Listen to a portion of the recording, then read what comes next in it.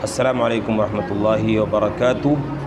شیطان کی ناکامی، کیا شیطان بھی کبھی ناکام ہوتا ہے؟ ہوتا ہے۔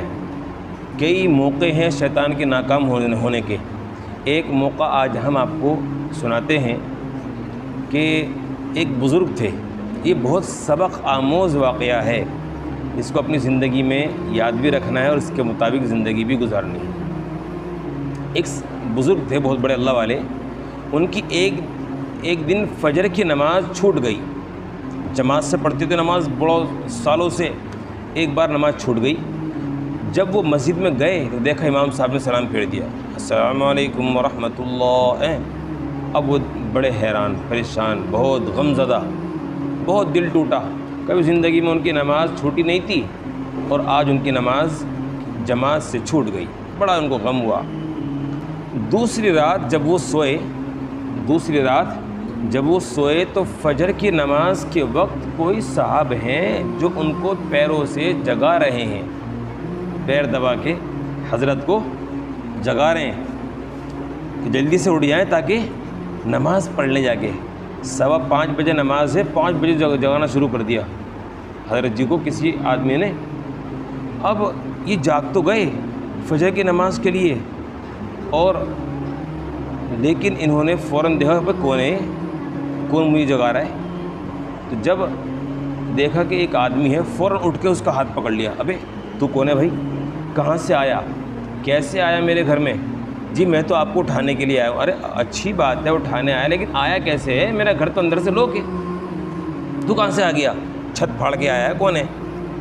تو وہ کہنے لگا جی میں تو اس لیے آیا تھا کہ آپ نماز پڑھ لیں، کل آپ کی نماز چھوٹ گئی تھی نا، کل آپ کی نماز چھوٹ گئی تھی، اس لیے میں آپ کو اٹھانے کے لیے آیا ہوں، بیدار کرنے کے لیے۔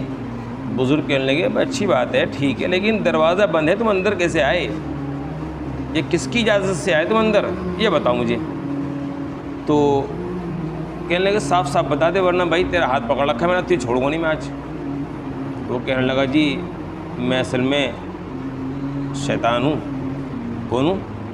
شیطان، اور آپ کو اٹھانے کے لیے آیا ہوں آج، تو آپ کی مہربانی ہوگی کہ آپ اٹھ جاؤ۔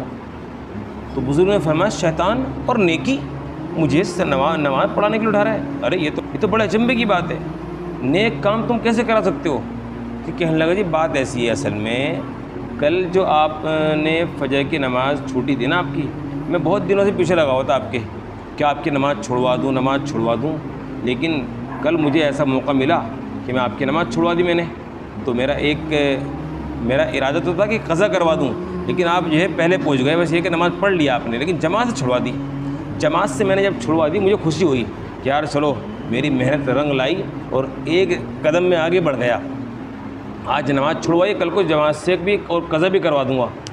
تو یہ میں نے سوچا، لیکن جب تمہاری نماز چھوٹ گئی، تم نے جو اس پہ غم اور افسوس کا اظہار کیا نا، اللہ کو وہ ادا آپ کی اتنی پسند آئی کہ آپ کو اللہ نے اتنا ثواب دیا کہ فجر کی نماز کے برابر کا ثواب بھی وہ لیول اوپر پہنچ گیا۔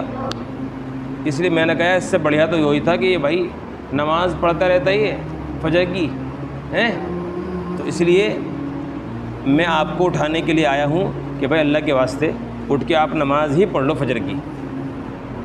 اب نماز تمہاری چھوٹے گی تو تم پھر غم زدہ ہوگے نماز چھوٹنے پہ، اللہ تمہیں پھر اور زیادہ ثواب دے گا۔ اس لیے میں آپ کو کیا کرنے آیا ہوں؟ نماز پڑھانے کے لیے اٹھانے کے لیے آیا ہوں۔ تو جماعت کی نماز کا ثواب اتنا بڑا ہے کہ ہمارے ساتھ شیطان بھی لگا رہتا ہے کہ کسی طرح چھوڑ دے۔ اب ہزاروں لوگوں کی نمازیں چھڑوا رہا ہے وہ، جو لوگ پڑھتے ہیں وہ پابندی سے پڑھتے ہیں، ان کے مزے ہیں، چھوٹ جاتی ہے ان کی تو ان کو غم ہوتا ہے، افسوس ہوتا ہے۔